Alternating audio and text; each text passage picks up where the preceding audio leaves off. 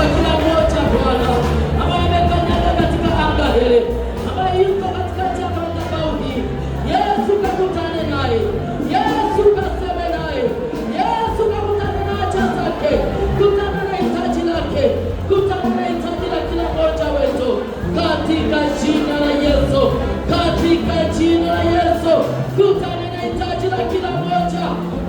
Kutana na mioyo Bwana, kutana na watoto wako wakapata kukuona katikati ya neno lako, wakapata kukusikia katikati ya neno lako, wakapata kufunguliwa katikati ya neno lako, wakapata kujibiwa katikati ya neno lako, wakapata uponyaji katika jina la Yesu.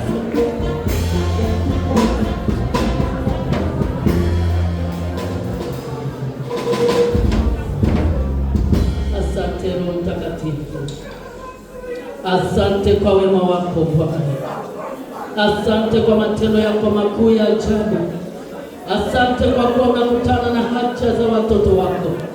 Hautamwacha hata mmoja Bwana, maana wewe ni kimbilio, wewe ni jibu, wewe ni kila kitu katika maisha yetu. Kagange mioyo iliyovunjika, kagange mioyo iliyorudi nyuma, kagange mioyo iliyo na nafsi iliyoumia. Kajibu mahitaji ya watoto wako, kakutane na haja zao Bwana wanapotoka mahali hapa. Yesu, wakakuone kwenye biashara zao, wakakuone kwenye kazi zao, wakakuone kwenye mifugo, wakakuone kwenye mashamba, wakakuone katika nyumba zao na ndoa zao, wakakuone kwa watoto wao, wakapokea majibu yanayotoka kwako katika jina la Yesu. Neno lako likatuponye, neno lako likatufungue, neno lako likawe taa katikati ya maisha yetu katika jina la Yesu Kristo. Mungu wetu na Baba yetu wa mbinguni, tumeomba na wote tuseme amen. Shangilie Bwana Yesu kwa makofi na vigelegele. Bwana wetu Yesu Kristo apewe sifa. Amen. Haleluya watu wa Mungu. Amen. Haleluya mpaka kuleche. Amen. Amen. Bwana Yesu asifiwe. Amen. Tunalisoma neno la Mungu kutoka Injili kama ilivyoandikwa na Yohana Mtakatifu. Injili kama ilivyoandikwa na Yohana Mtakatifu, ule mlango wa 6 mstari ule wa 35 hadi ule wa 40. Yohana Mtakatifu mlango ule wa 6 mstari ule wa 35 hadi ule mstari wa 40. Kwa msaada wa Mungu nitasoma. Amen. Wote anipao Baba watakuja kwangu, wala yeyote ajaye kwangu sintamtupa nje kamwe. Kwa kuwa mimi sikushuka kutoka mbinguni ili niyafanye mapenzi yangu, bali mapenzi yake aliyenipeleka.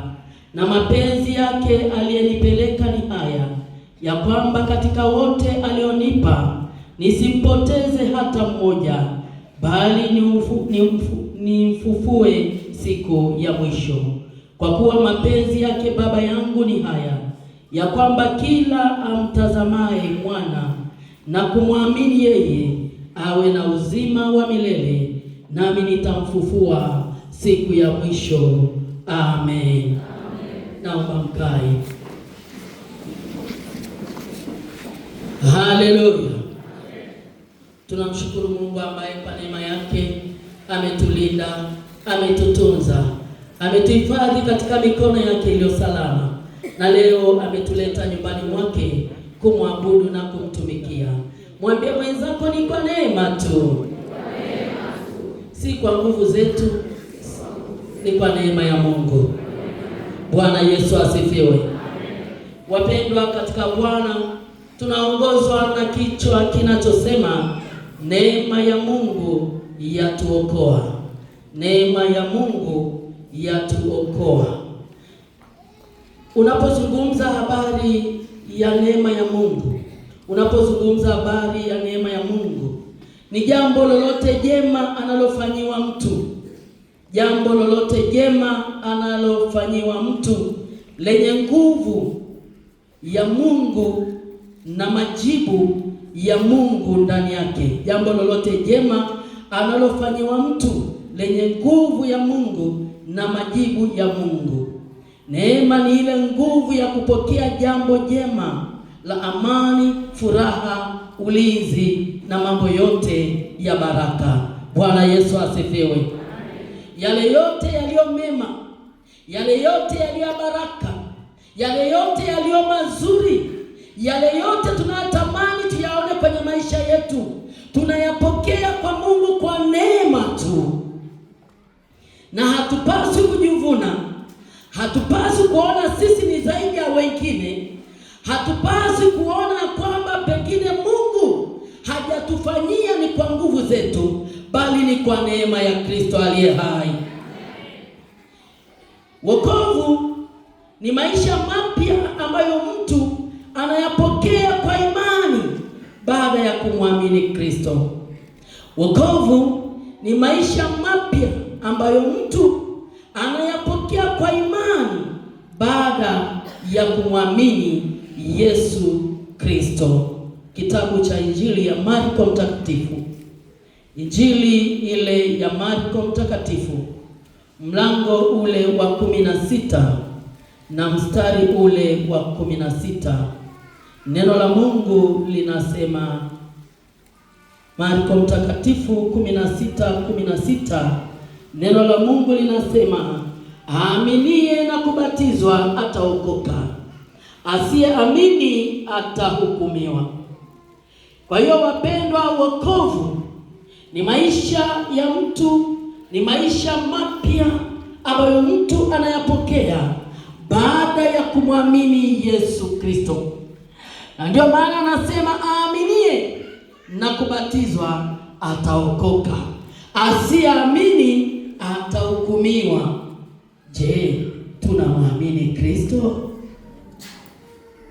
Hilo ni swali la kwangu mimi na wewe, ambao tunatazamia Kristo atuachilie nguvu ya wokovu na atufufue siku ya mwisho kama alivyosema kwenye neno lake. Kama unaniamini mimi, utanipenda, utanisikiliza, utanifuata. Haleluya. Huwezi kumwamini usiyempenda, huwezi kumwamini usiyemsikiliza, huwezi kumwamini usiyeendana naye, huwezi kumwamini usiyeruka naye pamoja, huwezi kumwamini msioambiana ukweli. Haleluya. Tukisema tunamwamini Yesu, ya kwamba kweli tunatembea katika upya wa maisha ya Kristo, ni lazima maisha yetu yawe yamegeuzwa kuwa mapya. Tumpende huyu Yesu kwa kuzishika amri zake. Bwana Yesu asifiwe. Ukiona unaishi kinyume na mapenzi ya Mungu, ukiona unaishi maisha machafu, ukaona dhambi haikusumbui, ukaona kuwasema wengine ndio umefika, ukaona kuwaonea wengine umefika, ukaona kuvunja amri za Mungu na ahadi za Mungu umefika, unakuwa katika kundi la kutokumwamini Kristo. Maana mwaminie Kristo anampenda na kumfuata katika jina la Yesu. Haleluya. Bwana Yesu asifiwe. Hauwezi ukamwamini usiyempenda. Na ili dhihirisha kwamba unampenda Kristo, ni lazima ukubali kuishi maisha ya kuwa mfuasi wa Kristo. Ili uweze kuishi maisha ya kuwa mfuasi wa Kristo, ni lazima ukubali kuvua matendo ya mwili na kuishi matendo ya rohoni. Kuishi matendo ya rohoni sio kazi rahisi, lakini lazima ujikane. Biblia inasema anayenitaka mimi ajikane nafsi yake anifuate. Ni lazima ukubali kusemwa vibaya katika familia, kwa kuwa umekataa mambo ya kale, umekataa kuingia kwenye matambiko, umekataa kuingia kwenye mila, umekataa kuingia kwenye maagano ya kipepo ili umtakaze Kristo. Haijalishi umesemwa, unachojua iko siku ya majibu ya Kristo, utaiona mbingu. Haleluya. Haleluya! Watu wanaogopa kusemwa, watu wanaogopa kutengwa na dunia, hawaogopi kutengwa na Kristo, hawaogopi kuikana imani, hawaogopi kushiriki mambo ambayo yanamweka Kristo mbali nao, ila wanaogopa kutengwa na dunia. Mpendwa mtu wa Mungu, dunia inapita na mambo yake, haitakupeleka popote. Geuka leo, vaa upya wa Kristo, ukatembee katika wokovu wa Kristo. Haleluya! Bwana Yesu asifiwe. Neno hili ambalo tumelisoma kutoka katika Injili hii ya Yohana Mtakatifu, katika Injili ya Yohana Mtakatifu mlango wa 6 mstari wa 37 hadi mstari ule wa 40. Neno la Mungu linazungumza na wewe, linazungumza na mimi. Anasema katika ule mstari wa 37, wote anipao Baba watakuja kwangu, wala wote anipao Baba watakuja kwangu, wala yeyote ajaye kwangu sitamtupa kamwe. Hii ni ahadi ya Kristo ambaye ameweka na watu wake, kwamba watu walionipa Mungu, waliobatizwa katika jina la Yesu, waliomwamini Kristo, waliokubali kumfuata Kristo ambao Mungu amempa, anasema sitawaacha kamwe. Hata kuacha katika mateso, hata kuacha katika kutengwa, hata kuacha katika kuangamia. Haijalishi wamekutenga, yeye Mungu hatakutenga. Hata kama wasipokutunza, Mungu atakutunza. Wasipokujali, Mungu atakujali. Wasipoungana na wewe, Mungu atakuangalia watu wa kuungana na wewe. Bwana Yesu asifiwe. Anasema yeye hatawaacha kamwe. Wale walio wa kwake hatawaacha kamwe. Kama Mungu alivyompa, atatembea nao, atawashika, atawatunza. Hata ukipita mateso yatakuwa ni ya kitambo kidogo tu, lakini Mungu atajidhihirisha baada ya hicho kitambo kidogo. Utamwona Mungu akijidhihirisha katika maisha yako. Utaliona neno la Zaburi ya 37 linatimia. Bwana, teta nao wanaoteta nami, pigana nao wanaopigana nami. Waangushwe, wafedheshwe, wadhalilishwe, njia zao ziwe utelezi, wakae chini ya nyayo kama makapi. Mungu atateta na wanaoteta nawe, atapigana na wanaopigana nawe. Wakinyanyua mishale, watakutana na mishale ya Kristo, maana atakuacha uangamie. Katika moto atakuacha, katika vita atakuacha, katika shida atakuacha, katika mateso atakuacha, atakutetea tu. Haleluya! Bwana Yesu asifiwe. Hajawahi kumwacha mtu wake akaangamia, hajawahi kumwacha akaangamia. Leo inawezekana ukamwona mtoto wako afanyi vizuri shuleni, ukateseka nafsi, ukaumia. Ngoja nikwambie mtu wa Mungu, wala nafsi yako isiumie, maana Mungu hajawahi kuumba mtu ambaye ana akili. Alisema na watoto wako watafundishwa na Bwana. Wewe ng'ang'ana katika wokovu wa Kristo. Atamtoa chini, atamfanya kuwa kichwa, atamfanya kuwa choo. Na jeshi wa mbinguni litashangilia. Bwana Yesu asifiwe. Anasema kamwe hatawaacha.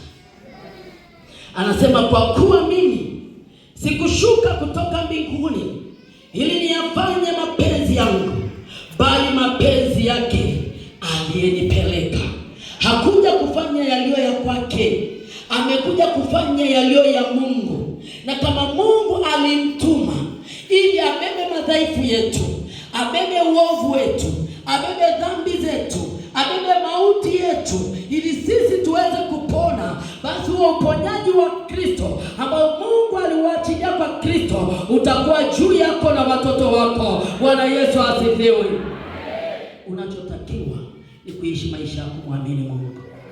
Nimekuambia maisha ya kumwamini Mungu yanaambatana na matendo yako, ili kudhihirisha kwamba unamwamini Mungu, ili kudhihirisha kwamba unamkiri Kristo, ili kudhihirisha kwamba unamtangaza Kristo. Anasema na mapenzi yake aliyenipeleka ni haya, ya kwamba katika katika wote alionipa nisimpoteze hata mmoja, bali nimfufue siku ya mwisho.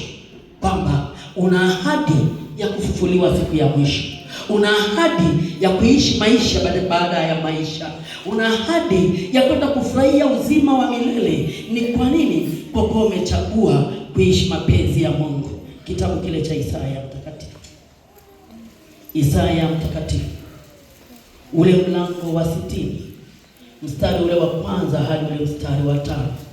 Isaya mtakatifu, mlango ni ule wa 60, mstari ule wa kwanza hadi ule mstari wa 5. Neno la Mungu linasema, ondoka uangaze, kwa kuwa nuru yako imekuja na utukufu wa Bwana umekuzukia.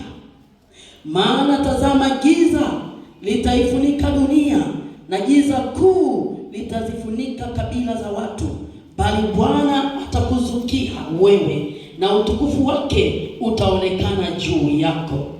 Na mataifa watalijia nuru yako, na wafalme kuujia mwanga wa kuzuka kwako. Inuka, inua macho yako, utazame pande zote, wote wanaokusanyana wanakujia wewe.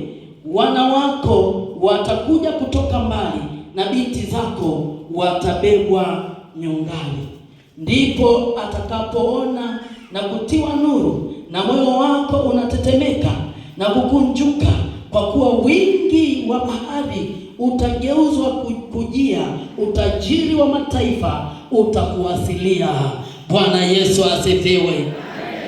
Anazungumza na huyu mtu ambaye ameijua neema ya Mungu na kuitii neema ya Mungu. Amejua njia ya kuiendea ni njia ya kumtafuta Kristo. Anajua wokovu wa Kristo umemzukia, maana Kristo ni nuru. Na kumbuka, giza alichangamani na nuru. Mahali popote penye nuru, giza litakimbia. Kwa hiyo anasema hata kama binti zako watakuwa wametupwa mbali, atawakusanya, atawaregesha. Walisema hataolewa, wataolewa tena kwa kishindo. Wakasema hataoa, wataoa kwa kishindo. Wakasema hatavuka, hatavuka kwa kishindo. Wakasema hatapata kazi, nuru ya Kristo itakuangazia na kazi utapata, tena ya heshima, tena yenye baraka. Haleluya. Bwana Yesu asifiwe. Anasema inua macho yako, utazame pande zote, wote wanakusanyana wanakujia wewe. Wana wako watakuja kutoka mbali, na binti zako watabebwa nyongani. Ndipo watakapoona na kutiwa nuru, na moyo wako utatetemeka na kukunjuka. Kwa wingi wa bahari utageuzwa kukujia, utajiri wa mataifa utakuwasilia. Wapendwa katika Bwana, huu wingi wa bahari, mafuriko ya baraka toka kona zote zinazotamkwa hapa, na zituma kwenye nyumba yako katika jina la Yesu Kristo aliye hai. Neno hili likapita kwa mabinti, likapita kwa vijana wa kiume, likapita kwenye ndoa, likapita kwenye familia, likapita kwenye biashara. Hizo baraka za Mungu zikawasili juu ya nyumba yako na mtu wako. Bwana Yesu asifiwe. Haleluya. Watu wa Mungu, anasema zitakuwasilia, zitakujia, zitakufunika kama bahari, kama mto, kama maji. Ukigeuka unakutana na ulinzi, ukigeuka unakutana na amani, ukigeuka magonjwa yanakimbia, ukigeuka watoto wana ulinzi. Baraka zinakuzunguka kama mto wa bahari. Na mimi natamka ikawe kwako katika jina la Yesu.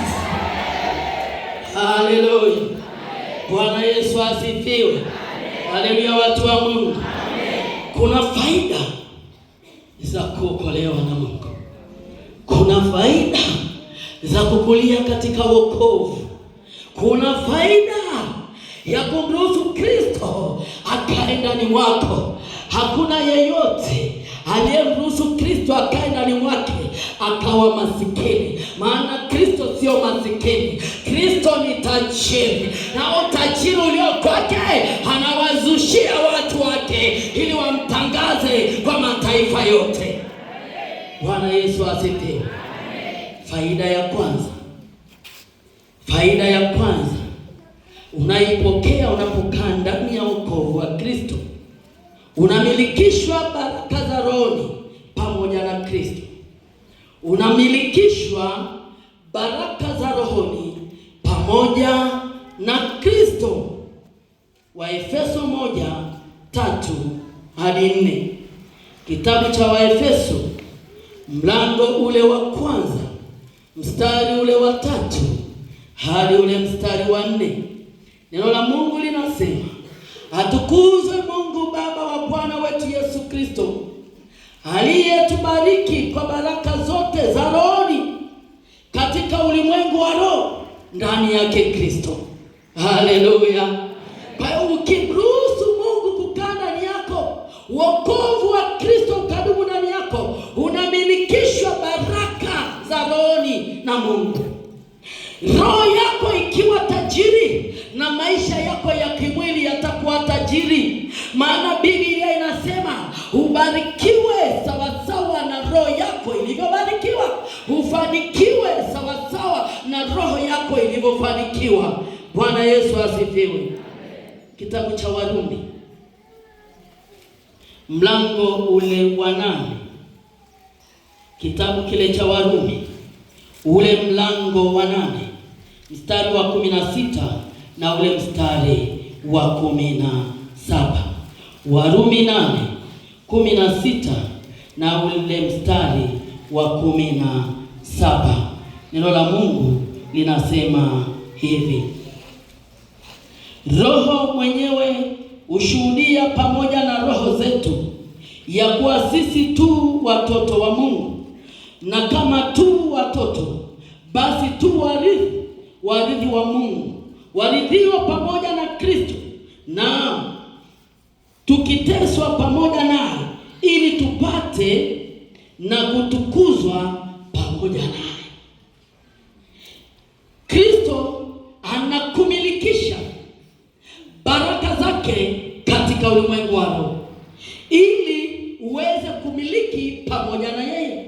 Unaridhishwa baraka za Kristo katika maisha yako pale ambapo unakubali kuishi katika wokovu. Wagalatia 4:6-7. Kitabu cha Wagalatia ule mlango wa 4 mstari ule wa 6 hadi ule mstari wa 7. Kitabu cha Wagalatia ule mlango wa 4 ule mstari wa 6 na ule mstari wa 7. Neno la Mungu linasema, na kwa kuwa ninyi mmekuwa wana wa Mungu, alimtuma Roho wa mwana mioyoni mwenu, aliye Aba, yaani Baba. Kama ni hivyo, wewe si mtumwa tena, bali u mwana, na kama u mwana, basi u mrithi wa Mungu. Haleluya. Bwana Yesu asifiwe. Hiyo ni faida ya wewe kudumu katika kuokolewa na Mungu katika maisha ya wokovu. Nitazungumza faida 3 tu, lakini ziko zaidi ya hazihesabiki, tutafanya siku nyingine. Faida ya pili, unaokolewa katika giza. Unaokolewa katika giza pamoja na dhambi. Kitabu cha Wakolosai ule mlango wa Kolosai ule mlango wa kwanza mstari wa 13 na ule wa 14.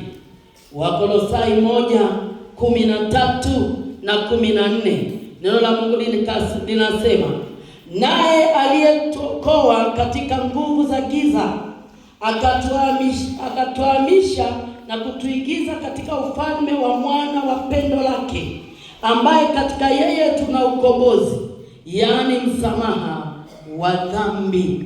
Mungu anatuondoa katika giza, anatuondoa katika utumwa, kutumikishwa na adui, nguvu za giza, giza la kufunga biashara yako, giza la kufunga kazi yako, kufunga nyota yako, kufunga kibali chako. Yesu Kristo ndiye anayetuondoa katika hivyo vifungo na kutupa nuru yake ikapate kuangaza. Bwana Yesu asifiwe. Lakini pia soma nami Yohana Mtakatifu ule mlango wa 8. Kitabu cha Yohana Mtakatifu ule mlango wa 8 ule mstari wa 12. Yohana Mtakatifu ule mlango wa 8 mstari ule wa 12.